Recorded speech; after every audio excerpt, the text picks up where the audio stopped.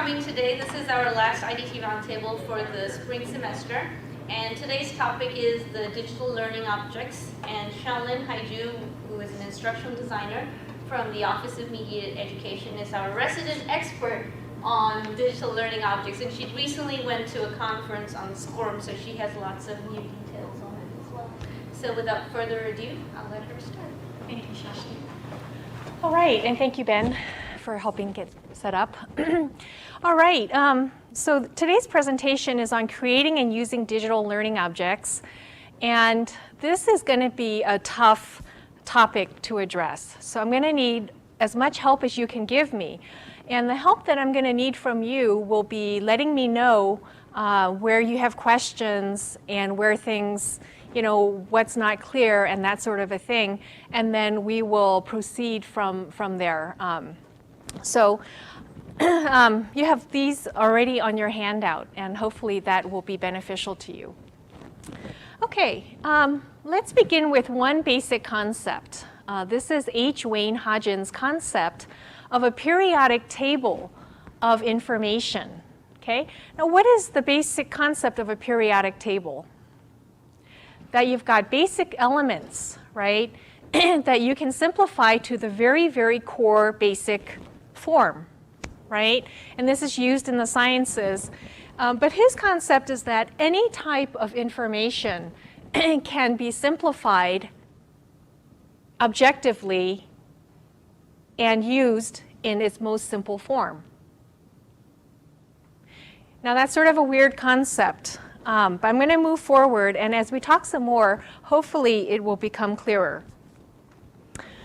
A digital learning object is anything that has been created with a learning purpose in mind. So in a very simple sense, if you've ever used a PowerPoint presentation or digital video or an article or a game or anything in digital form, that can be a learning object.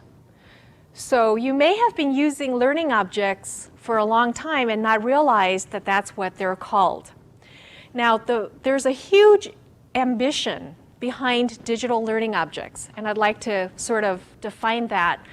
And it's sort of known as the dream of Ilites, and it's called Ilites because of the back ends of these words. I'd like to define each one of them, and also warn you that even though the concept is simple, executing these technologically would be a monster.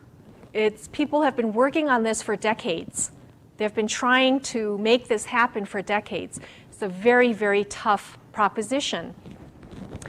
Interoperability is the concept that you can have two systems, like a learning management system, a data repository, K-State Online, Blackboard, that sort of a thing. And they can operate, they can interoperate, they can talk to each other and share digital information, like a learning object, like a movie, like a PowerPoint. Okay? And that sounds really simple to do, but remember these data repositories and learning management systems basically evolved separately of each other, and they don't have a standard that is widely accepted in terms of how they're going to exchange these digital objects. Okay, so interoperability is going to be a challenge. Affordability is the concept that if one of you has created a lecture on some sort of approach to learning, and let's say you're the resident expert, instead of having 10 other people create the same learning, yours then becomes the expert view and becomes the one that is used, and therefore there are more resources to go around to create the digital learning objects in particular fields. Okay, so if you're in the military and you have created a training on how to take care of a helicopter, instead of having that very, very same training multiplied out in other military units, you would have the one go-to unit created with the best quality possible and therefore you'd be saving money. Is that clear? The affordability piece? And durability is the concept that when you create a learning object, if you strip away references to local events, if you take away context, like if you don't say this is from K-State, and that sort of a thing, what you then have is a very basic element that can be durable into the future. Okay? So we all know information has a shelf life. Okay? Shelf life means it no longer is valuable after a particular time, right?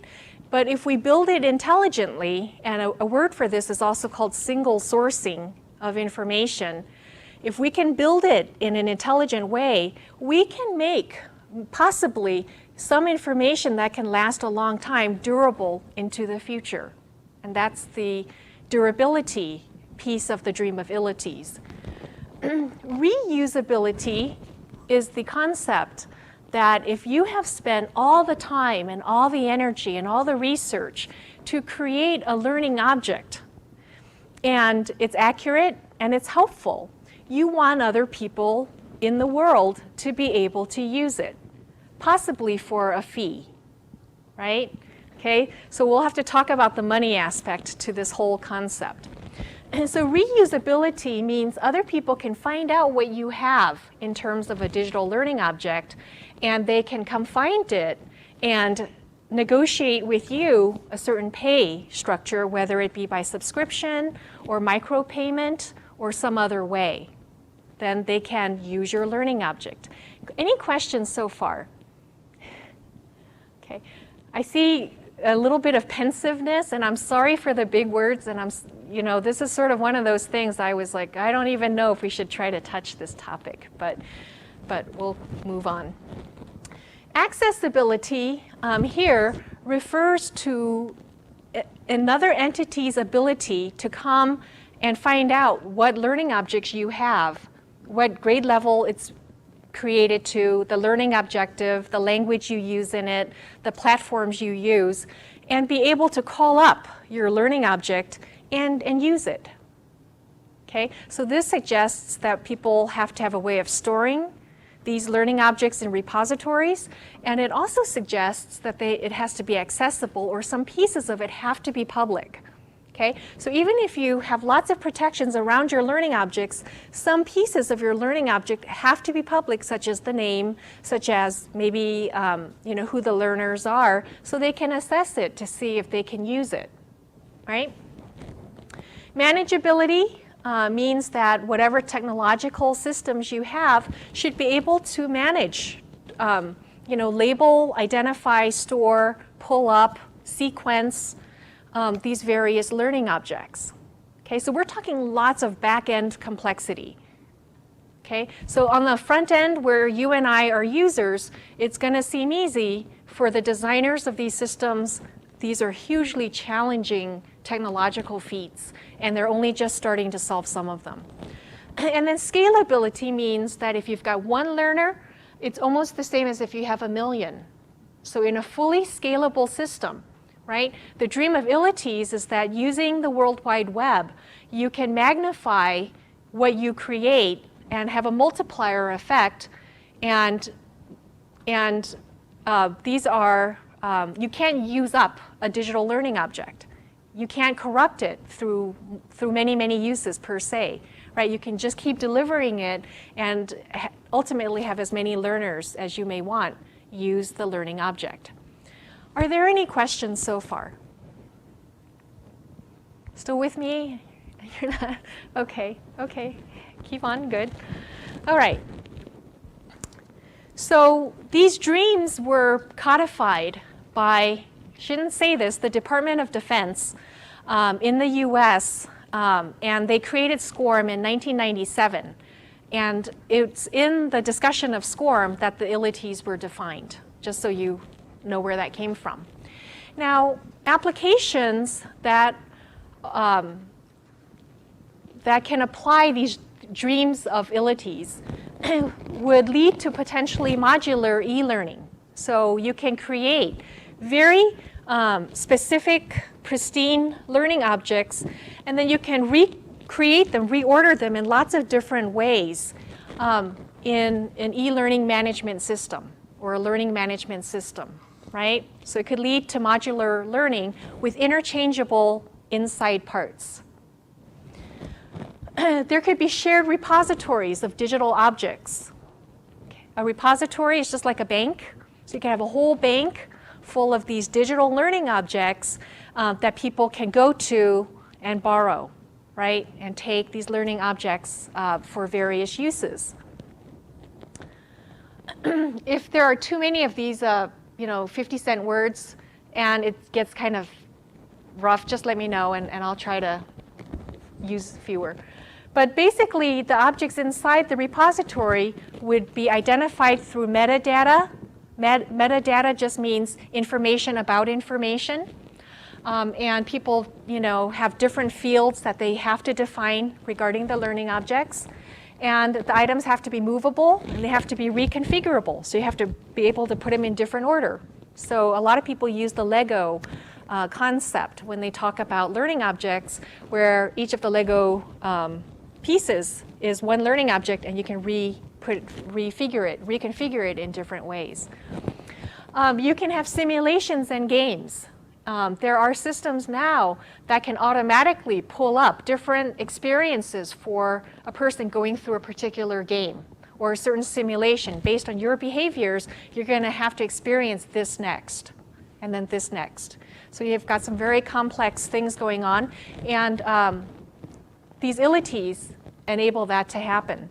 And then collaborations between researchers, collaborations between instructors, using different learning objects as well. Now, some terms when you hear about what learning objects are, and I will go into an in-depth definition very, very shortly. Some terms you're going to hear: granularity, how granular something is, basically means how simple, how atomistic, like what is the smallest, purest form of information you can define. You'd strip away context. You would strip away any local concerns. You would strip away anything extra. How small is the smallest unit of information that you can create? Okay, that's granularity.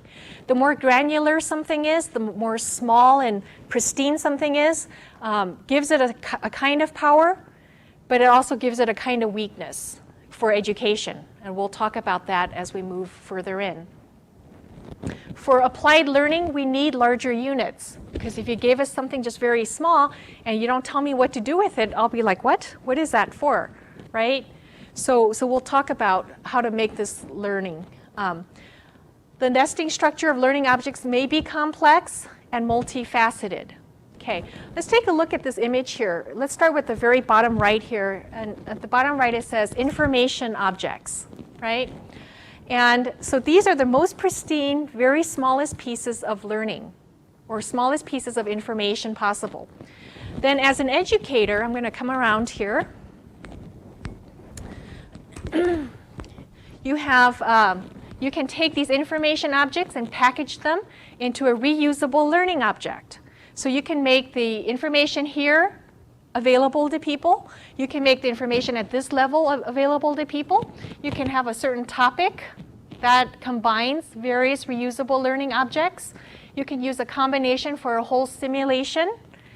These items then can come together into a lesson, and you can have multiple lessons that make up a module, and inside the big box you've got a class, right? So if you're going to learn about something, you're going to, and it's modular learning, then each module contains all these tiny elements with different relationships between them, and then you deploy the learning. Questions so far? Or some ideas? Because I can tell you're all thinking. Okay, so the question is, what is the relationship between your left figure and the right one? And that's an excellent question. The right one is a disaggregation of the left. So in other words, this is these are the little pieces that make up that one. This is the tiny, tiny pieces from smallest, bigger, bigger, bigger, biggest, right? And over here, it just implies, and it doesn't really show how instructors may put these pieces together to create learning. And my instinct is that as instructors and as faculty, you do a lot of this thinking on the back end. I mean, a lot of this is automatic for you because you say logically, of course, this is how people are going to learn. They have to learn it step by step. What this does is it forces you to define every relationship, every step, and there's a lot of work to even using reusable learning objects, even if you don't create anything. Just to teach using this requires a lot of learning. Okay? Does that answer that? Are there other questions? Okay.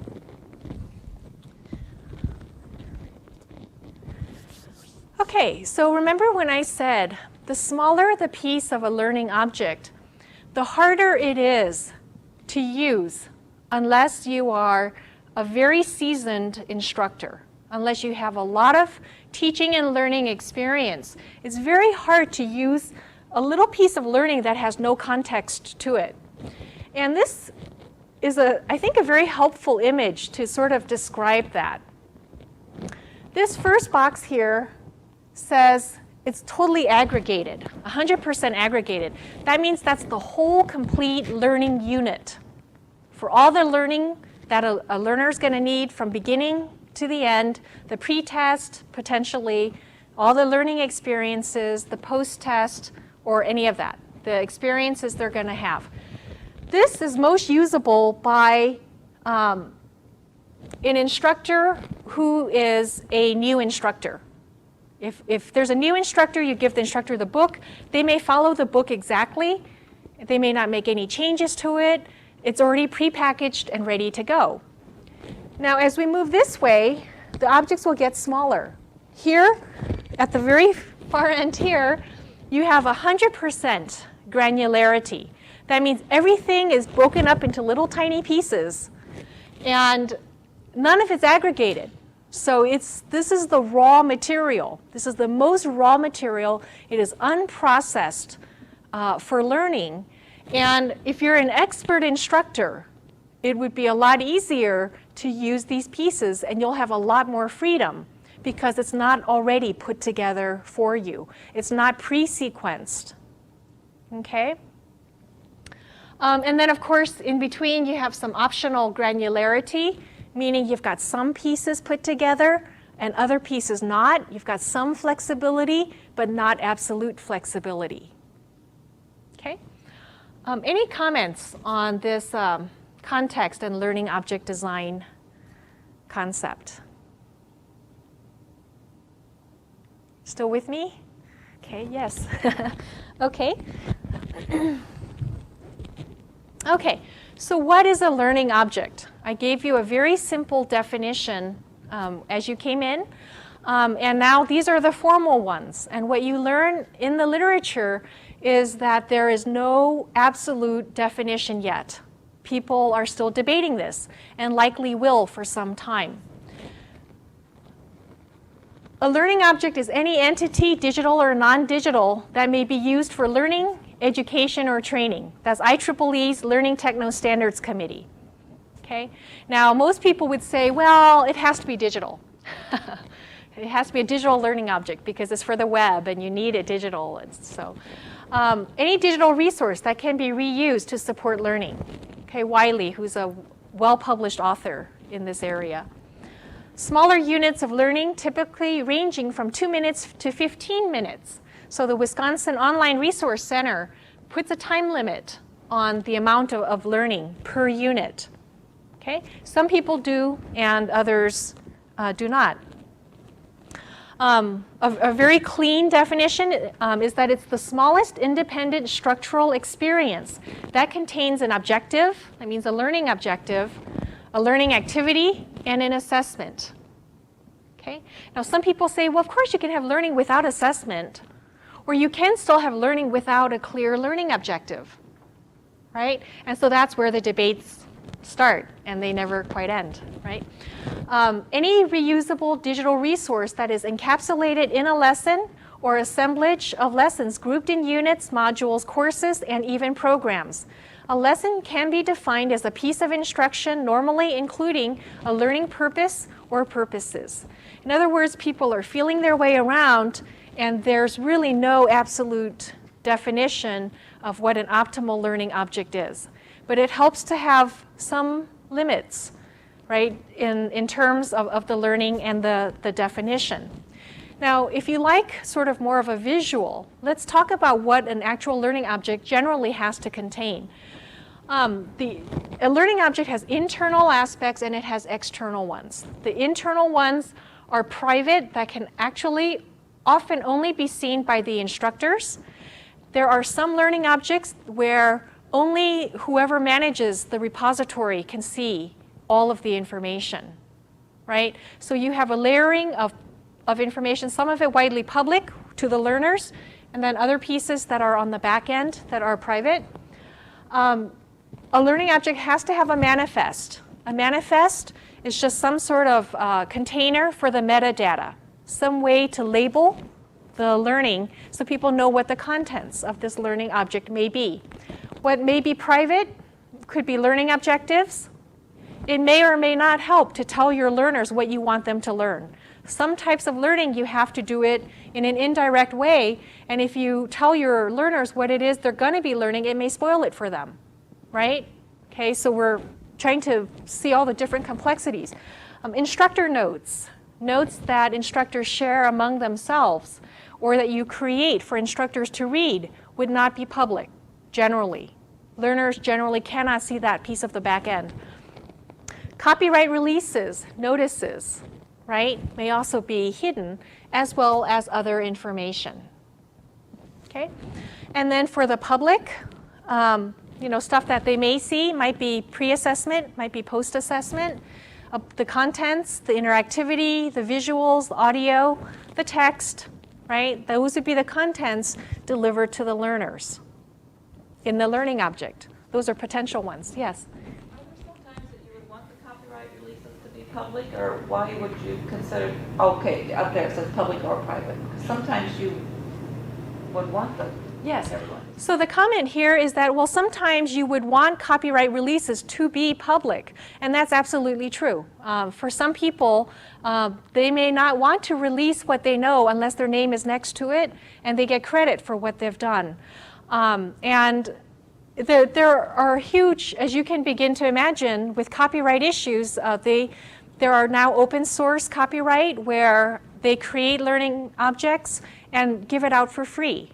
That's one way to handle it. For others, you could pay a fee to a brokerage for particular use of different learning objects. And there are many, many ways that the whole copyright pay intellectual property issue may be dealt with. But there could be other issues too. For example, where you may want to hide copyright. For example, if you're dealing with sensitive information and you don't want to say, you need to have that information about where the digital image came from, but if you put it out in public, it could put people in harm's way, and other circumstances where it would help to keep it private.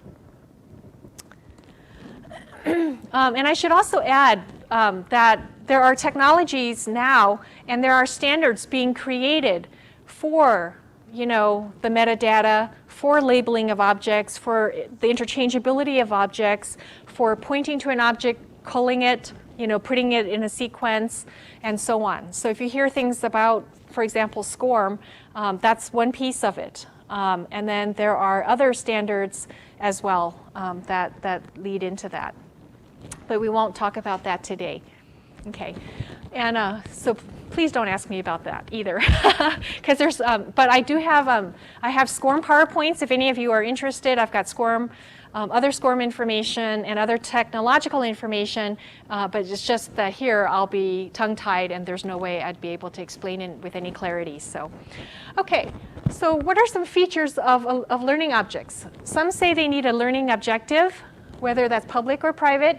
There has to be an instructional strategy, right? So who are you trying to teach? How are you trying to teach them? Why? There have to be consideration of learner abilities prior to experiencing your learning object. You have to consider learner emotions, intentions, psychology, cognition, lots of different elements.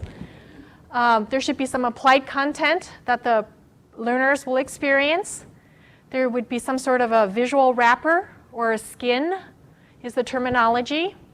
There have to be interrelationships and interoperability with other digital learning objects and potential repositories. So if you're teaching someone something, you can pull from anywhere in the world. If we had a very smooth system that is interoperable, you could go anywhere in any language, and you could pull out the learning objects that you would need. These would be self-contained. Okay, learning objects have to be self-contained. They have to be standalone. That means the learning is inside the learning object, and it doesn't have to reach out anywhere else for learning to happen. It has to be comprehensive about whatever the topic is, which is a very small focused piece. It has to be portable, be able to be carried over the World Wide Web and internet. It has to be standalone and understandable without outside references. Okay, so it has to be built elegantly so that it achieves these functions. Now, learning objects are described in different ways.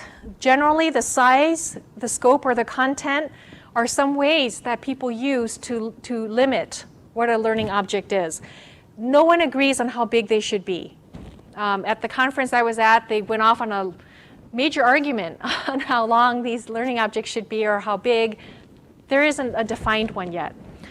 Let's see, the amount of time spent on the learning, the medium of delivery, and so on. So there are many synonyms for learning objects. If you go into the literature, and if you really want a rough time, you can put all of these into the different search engines, and you'll be inundated with different concepts. At the end of this presentation, there are quite a few source citations, and those would be maybe very good places to start.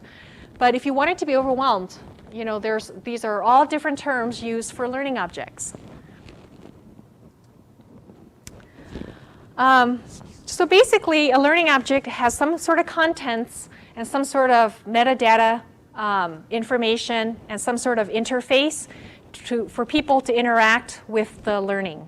Okay, and this is all web delivered. Okay, so some of this I'm gonna skip because I made you a very long slideshow so you can read it and actually reference it. But for the face-to-face, I'd like to highlight some points and not hit everything. So notice that digital learning objects have to be decontextualized. They have to be decontextualized. So ideally, whoever, anywhere in the world trying to create a learning object for interoperability has to make it as cleansed of local values, local languages, local ideas as possible. So you're trying to make the object as pristine as possible. You're scrubbing it clean of any context. Because the instructor puts the context in later. So if you inherit a whole bunch of learning objects, you're the one who's going to define, you know, the learning situation around the object. These tend to be atomistic and granular, as we talked about, the smallest usable unit possible. They have to be interchangeable, and they have to be archivable. Now, as a very simple example, think about a situation when you'd have to meet with an interview subject. Okay? Now, just quickly off the top of my head, you know, in law enforcement, you might have to meet with an interview subject. Okay? That's a very different context than in journalism, where you are a journalist and you want to talk to someone, right? Or you are in business and you're going to meet an interview subject, someone who wants to have a job, right? In anthropology, sociology, nursing, in any of these other contexts, you may meet with an interview subject, and the contexts are very different, your objectives are very different, the skills you need may have to be very different. But the idea is, if this were a learning object, and if it were decontextualized and it had the core essential skills that you would need in the learning, potentially this could be used in any of these, and then different contextual wraps would be put around this to make it usable in each context. Is that clear? Okay, very good. The question is, what is enculturation to an expert point of view? You may have gotten this feeling as you were listening, there's a lot of theory behind the idea of a reusable learning object. One of the theories here is the concept of Vygotsky's zone of proximal development. Sorry for saying that. It's, it's the concept that, that when you have a digital learning space, for example, inside this learning space, you're going to have people who are novices. A novice is someone who's new to the learning. They don't know what the learning is about. They don't know what's important to notice in the environment. They don't know how to read a situation. They don't know what the patterns are. They don't know what the rules of engagement are. They don't know the domain knowledge. They don't know the content. And the ZPD, zone of proximal development, the concept here is that you want to put in novices with experts, because how experts look at a situation, when they interact, some of the teaching and learning will happen in the interactions between those who are expert versus those who are non-expert. Okay, so enculturation in learning is the concept that for a learner to become an expert in a field, what they do is they come in and they interact with experts and they start learning the culture and the values and the ideas and the practices and the details and the facts of a particular field. So they enculturate into this expert field and then become experts themselves over time with lots of effort. Does that help? Okay, so the culturation then would then be within these fields. Okay, so the expertise would be within these fields. A novice would come in and they would learn the skills in those fields, and parts of those skills might have some shared basis. And it's the shared areas where the learning objects may be created, in a sense, right? So if you can find where the shared learning and the skills may be, then you might develop those, and those are the learning objects that may have great power in some ways. Does that, yes? Okay, so the question is, in simple language, can you just say that it's, you see what the experts do, you emulate them, and through the act of emulation, you may get closer to some of the learning. That's a piece of it. That's part of it. That's one angle. And there are many other ways that experts may connect with learners and share the learning. Yeah, okay. Other comments or questions?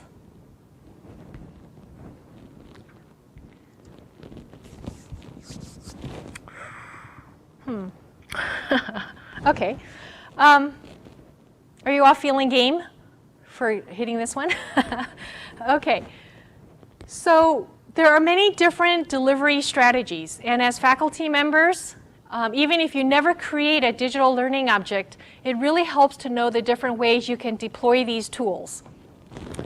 There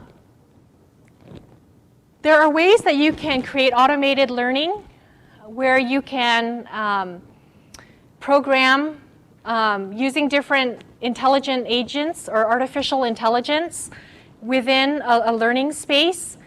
And a person may then come into the learning space, and then based on their own background, based on their learning habits, their behaviors in the online space, they would have certain learning objects delivered to them and certain experiences that they can experience in an automated way. You can have designed customization. There's plenty of research in IEEE where they're talking about ways that computer scientists profile an individual, and then based on your profile and how you compare to prior learners, they will then put you on a certain learning course that was most successful for that group.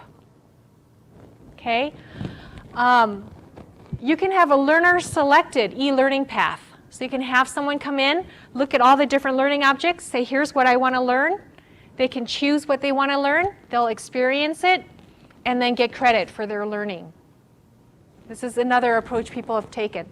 And then you have expert or instructor human-mediated learning, where you have a faculty member who actually leads a course through a learning management system. And that's our most common model. These other models are used in industry and some in the military. So when you create a learning object, there are many people who may contribute to the experience. You might have photographers, multimedia developers, writers, instructional designers, software engineers, content specialists, subject matter experts or SMEs, researchers, educators, and so on. And the truth is, most of the time it's just faculty who will do all of this, right? With a little help maybe from photographers and maybe with some help from instructional designers, because we don't have the money to bring on all these people that you might be able to in a Fortune 500 company or other places.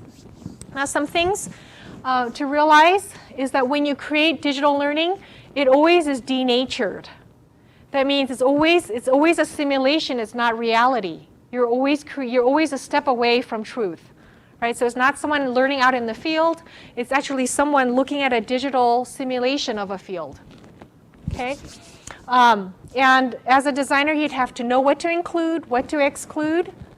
You can only do limited sensory experiences for online learning. For a long time now, they've been working on smell-o-vision, where they are trying to use a digital way of sending smells through the internet. You know that, right? So you can have a little box. I don't know what's inside the box, but whatever comes in one side, whatever comes out the other side is a smell.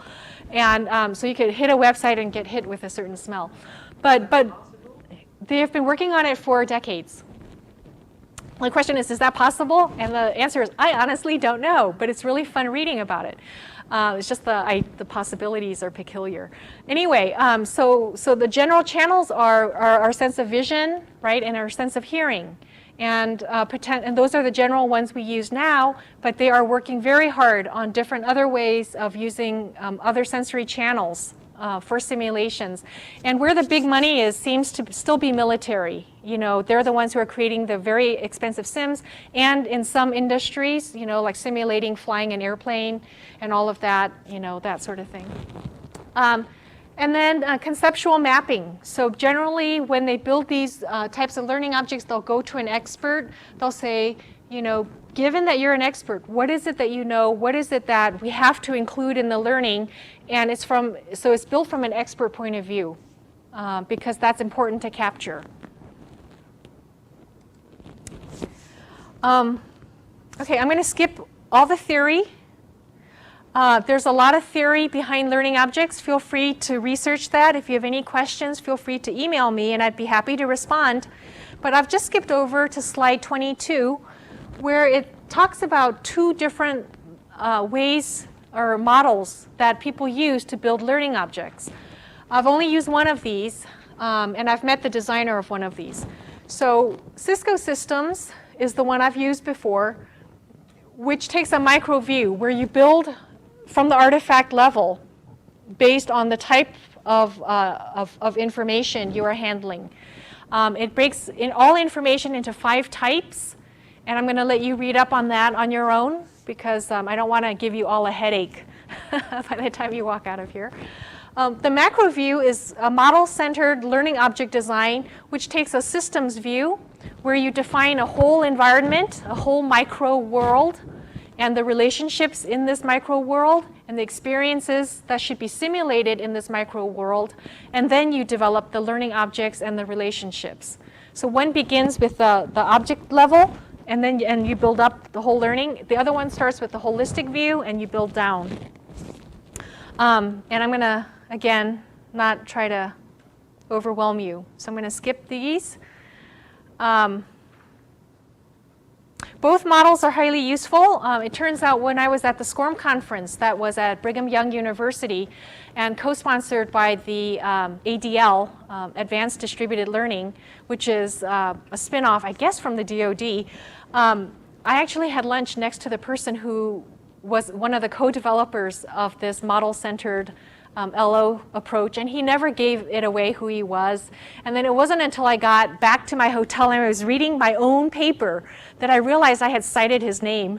And then I was like, oh, I just missed an opportunity there. But anyway, so, okay.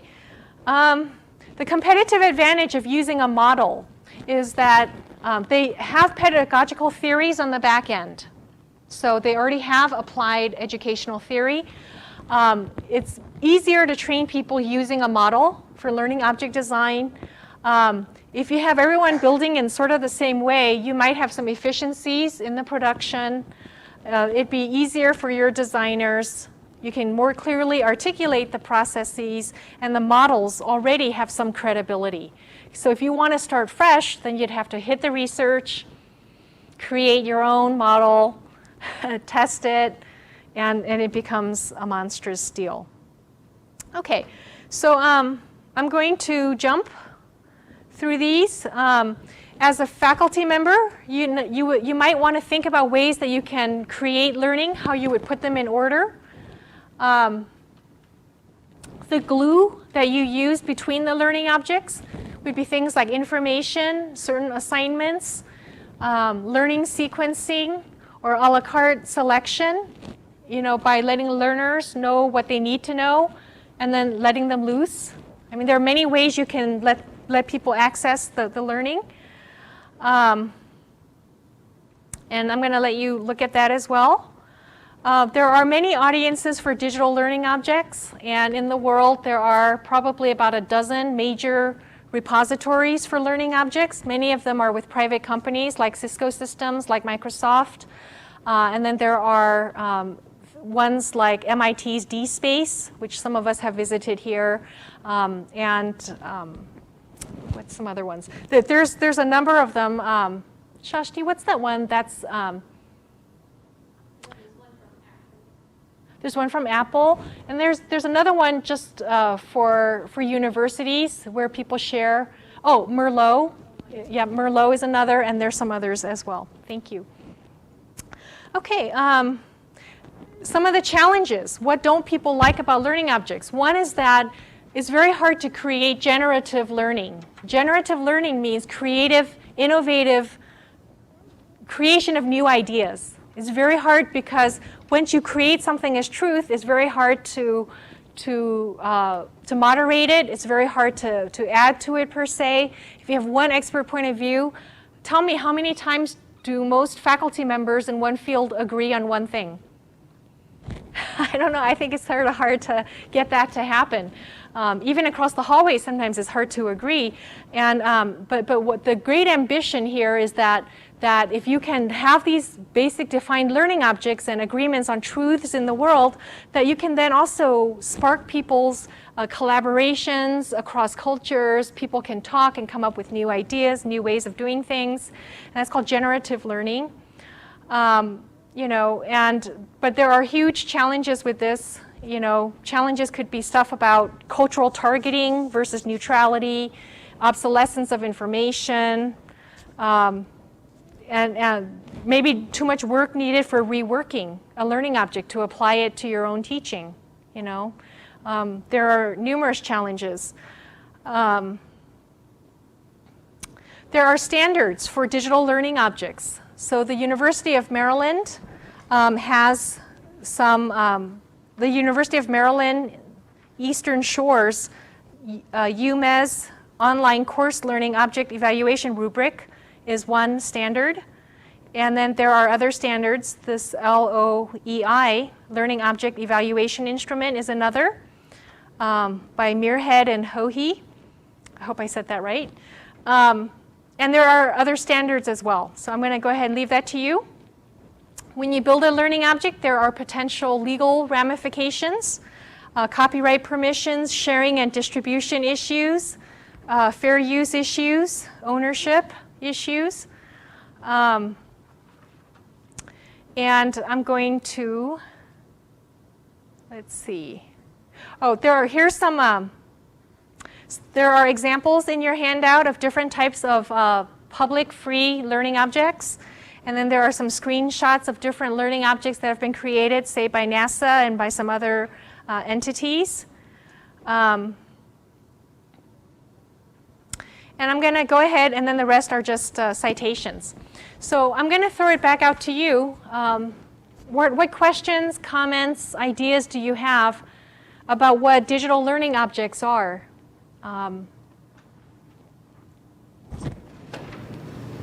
Yes? Maybe a question, not exactly about what they are, but if you're working on developing learning objects, what can you do to optimize the chance that they will continue to be usable? How can we do that? Okay. Janelle has a question about when you create a learning object, how can you build it in a way that it's durable, that it may be used over time and have value and retain its value? And I think that generally when people build learning objects, it helps to work on a team of SMEs, a team of subject matter experts who have a knowledge of the field and what has lasted in terms of time. So in any field, there are some fundamentals, some of them unshakable. And it may help to begin with the fundamentals that are unchallenged, non-controversial, and about which you have a local expert whose name can protect the learning object. And it could be a university name, it could be departmental level name, it could be an individual faculty member's name.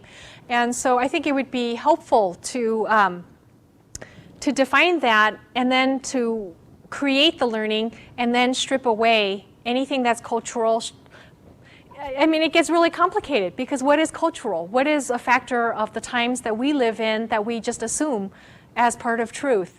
And a lot of what we do, we are not very conscious of how much we assume to be true. And you're in a field, you know, with people coming from many different cultures. And so maybe you can see certain things that, you know, from different perspectives. It's a hard deal. And the single sourcing just suggests that you take away context, that you try to focus on what has lasting value.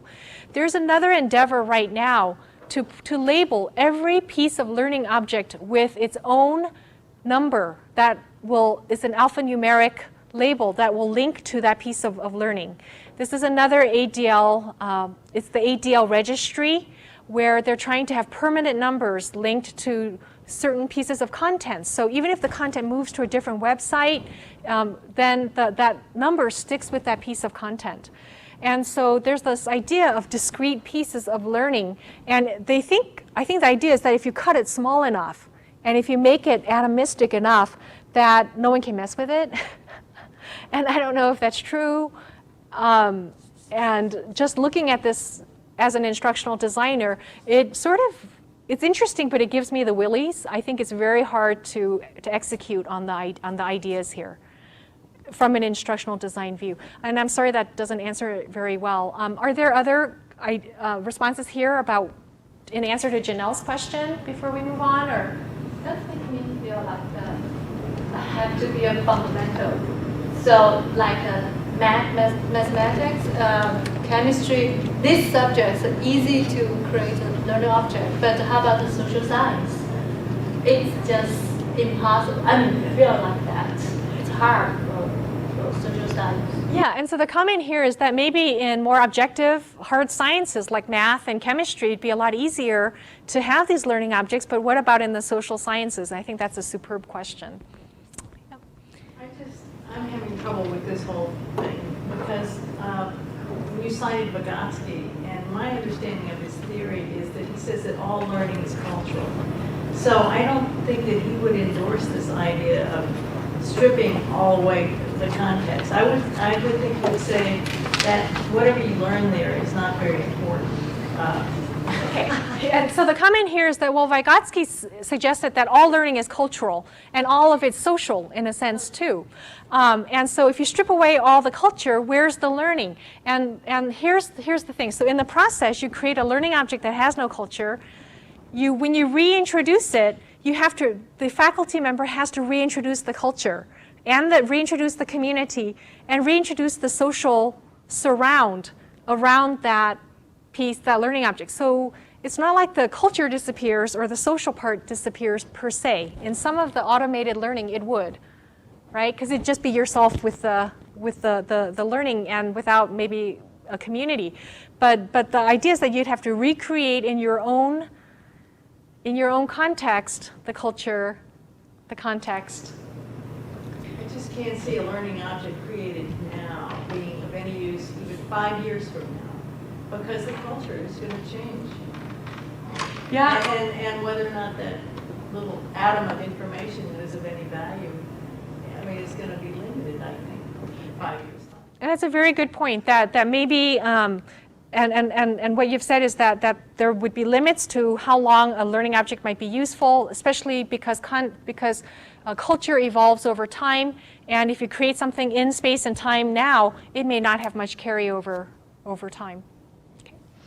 Yes, did I say another? Yes. Well, to me, I'm not grasping what exactly could a learning object be. So have you developed one? Can you tell us what a learning object is that you've developed? A learning object, in a very, very simplified way, is, yes, I have built learning objects. I think my colleagues have built learning objects. I think probably most of us here have built learning objects, but not in the definition where they're interoperable, interchangeable, and all the ilities that were brought up. I was on a national project that was a biosecurity project that I thought I was building to a database that was SCORM compliant because we had metadata, we had relationships defined, and all those other elements. And it turned out that it was the back end of this database was based very close to the OWL, which is a different language and a different way altogether.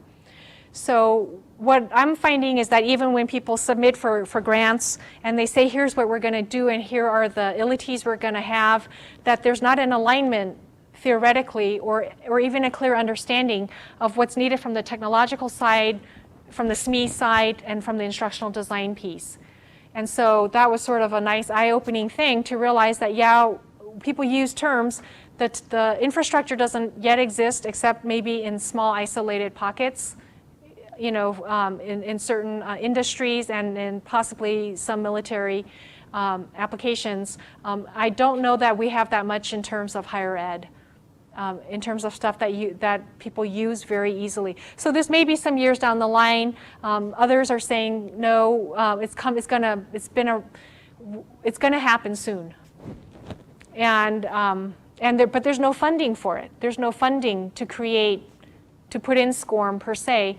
And I guess in the military you can mandate. You must be compliant. And by the mandate, then they would put money to it within there. But for higher ed, I don't see where the money may come from unless it's part of a, you know, some sort of endeavor because I guess we're doing food science is very well known here. And then if there's a food science center or a biosecurity center or something, and if you can combine that content with reusability, then you may have a market and you may have some synergies you can use. But it would be very hard and take all kinds of political clout. So what I'm saying is you might have just wasted an hour of your day. Yes. There are lots of, remember I had said that if you have a piece of video that has some learning value to it, we could show you hundreds between the IDs and I. There are many, many types of learning objects. And I have, in your handout, there are many URLs that are linked to different repositories where you can see many learning objects in action, and NASA has created some gorgeous ones, and there's some, there are numerous ones that you can actually see here. These are for real. You can. Can I go in and click on those links?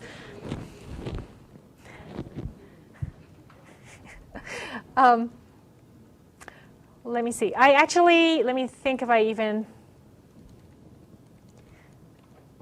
I would bet many of you have been through different learning objects already. Let's see.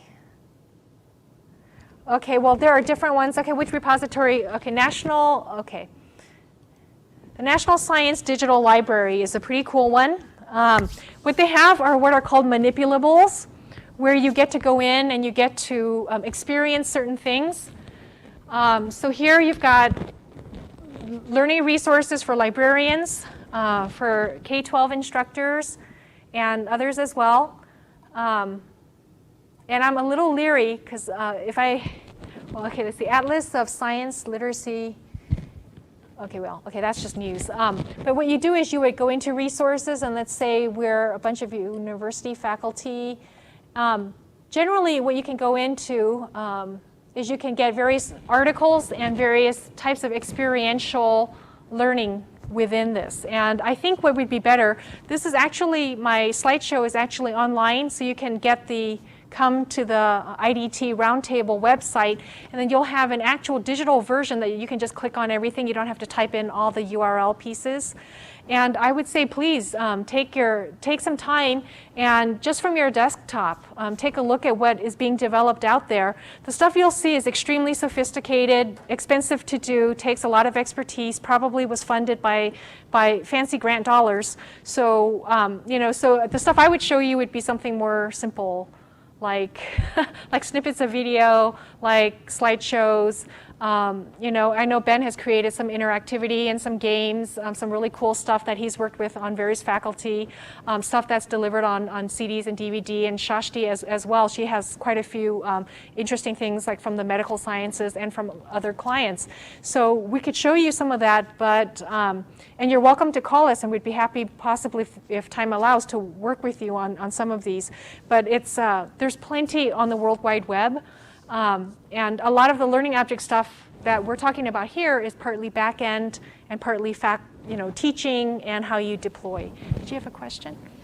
I'm curious, as an instructional designer, how can you have the faculty to use the learning, to develop the learning objects? Because I know that's add a lot of working load for the faculty to create the stuff. And as an instructional designer, how can you have them to encourage them? See, that's a great question. When I went to this ID and SCORM conference, one of my papers was a theoretical. The theoretical is how would you, as instructional designers, try to help faculty buy into learning objects and help them deliver. And I played out different showstoppers, different things I would kill, the potential for using a SCORM compliant K-State Online or an Axio, and there were many things that could have killed it, and may already have actually. I don't know. I mean, it's extremely difficult. Part of it's the culture, the academic culture, where truth is not defined by one voice. Truth is defined by lots of voices and is redefined every semester. At least in the more the soft sciences, it's the culture where you can't simplify something down to a periodic table, where you don't mechanize learning, where learning is about much more than the tools that are used in the learning. So I think you have an excellent question of how, as an instructional designer, to stand in the gap. What they are saying, a lot of people are saying, is you create the tools that'll help instructors build what they want. So you create forms and you create templates and you. Yeah. Well. Is more like animation thing. So the faculty has to put the time and the knowledge and the skills to create it as they want. They might be able to look for it online to use somebody's created, but if they are not satisfied with that, then they have to create by themselves. So your comments are, look, faculty are very busy. They don't have the time. Even if you created the tools, they may not want to come build it. And they might have the that skill, like use a Flash, use a director to do it. They might not have that skill. And how instructional designer can help. And if they don't have the knowledge of how to use the multimedia authoring tools, what's going to happen, and generally what happens is that, the instructional designers do a lot of the hard work, they do a lot of the heavy lifting after they find out from the instructors what it is that they want, and then they tweak it after they've built something, then they keep changing it and keep changing it until until people are satisfied. It's not a clean process. It takes a lot of time and effort.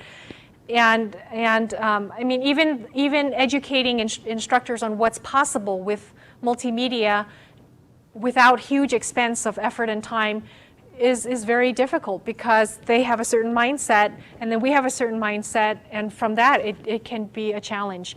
But I think you bring up very, very good points about the challenges of making this happen. And it may be just where endeavors are funded will there be learning objects, unless you have a grant to support the building. So for example, if you say you're going to be building learning objects for the National Science Library, and the National Science Library says, yeah, sure, we'll house it, we'll make it available, we'll deliver it, then you've got a major ally to distribute your stuff, and then if you build it in a way they can use it, and they already have the infrastructure, for example, I mean, that might be one way, but it's a very hard road. I mean, from my very funding and take away all of those. And then they lose their funding and they're all gone. So instructors who built their whole course around them. Right, and And so then like, the funding is the comment. I'm sorry. Like instructors, you have to create for the faculty. I mean, really create a learning object for the faculty. Yes. So the question is, do What? we really create learning objects for the because faculty? think And the about, answer is yes. okay, 3 instructional designer, and we have so many faculties. That's right. So the comment is there are 3 instructional designers and so many faculty. That's why we hide when we sometimes. Yes. Yeah, I just found over the time I'm using more and more information from Wikipedia, this kind of website. I just wondered the conference that you attend, what people think of a website like that. Do they agree that the pieces of information like in Wikipedia can be called a learning object? Right, so the question is, with the people who I went to the conference with, would they consider the information in Wikipedia potentially a learning object? There's actually, that didn't come up in discussions in the 2 days or so that we had the conference, but there's a paper in the research literature that says that SCORM may become less relevant if browsers and if you can create something that would collect metadata going through the World Wide Web and make your focused searches much more focused and more powerful, then it may well make it not so relevant. And I don't know. I mean, we could have a trumping principle or something else that can take things over. Yes, Ben. Just through creative use of things like RSS feeds and ad hoc web pages, a lot of informal objects to be created, you're suggesting? So Ben is suggesting, or Ben is asking, so with RSS feeds and ad hoc web pages, so can't informal learning objects just automatically be created? And that is exactly what the literature is suggesting, that possibly this might be an extra overlay that we don't need, and that if Google and others keep evolving, that maybe this will trump what this other technology is trying to do. But it's interesting because you can't take the human piece out of teaching and learning. I wonder whether the whole background of philosophy is flawed in some way.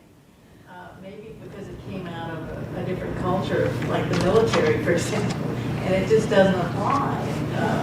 Where we're dealing with dynamically changing truths, as you said. There is no single truth. So the comment here is that, well, maybe the assumptions and the presumptions that were made by those who originated this concept, potentially the military, may have a different set of assumptions that don't apply to the teaching and learning environment of higher education. That said, I will say Taiwan and Korea, South Korea, and some other places already have jumped on SCORM. They've created lots of learning objects. They have a cutting edge application of pocket SCORM and print hard SCORM, and SCORM used for interactive TV learning. And so many using PDAs. And so, I mean, if you read the literature, the US is sort of way far behind, and there are others that are non-military uses of SCORM ilities. So So it's just something to think about, yes. I have to think the electronic version has to be the most current because anything in print is obsolete almost immediately. And how do you know if you have the latest copy? That's another very Unless good you point. go to the source. So That's a really good point. So then she says that in general, the latest editions of something generally would be electronic because the print version would mostly be out of date. And then in that case, how do you find what version of a learning object you have? If it got versioned out in different ways, if it ended up in different permutations in different areas. And these are all really, I think, important things to think about and questions to have at the table for those who are evolving SCORM and moving it in different directions. But these are just some things to sort of tickle your mind. Yes? Are you familiar with Mediator? Mediator 8? Yeah, it's a software that our college has just bought, but I haven't looked into it. Is that for creating learning objects? Or? Mediator 8 can create some HTML objects and so on, but in terms of the SCORMilities and that sort of a thing, I don't think there are many authoring software tools that can output in a SCORM compliant way, but it's not yet been deployed well enough in academia to really make it that useful. Like we have no way of sequencing per se in any dynamic way. We have no way of pulling up learning objects right now from a repository on this campus in any flexible way. So all those pieces have to sort of come together for us to actually begin to execute. Yeah, but Mediator 8 does some pretty interesting things. I know all three of us have it, and we've all tried it, and and so it's one of a suite of tools. Yeah, it's a pretty straightforward one. Okay. Any other comments or questions? Thank you very much for coming. And it's been a pleasure.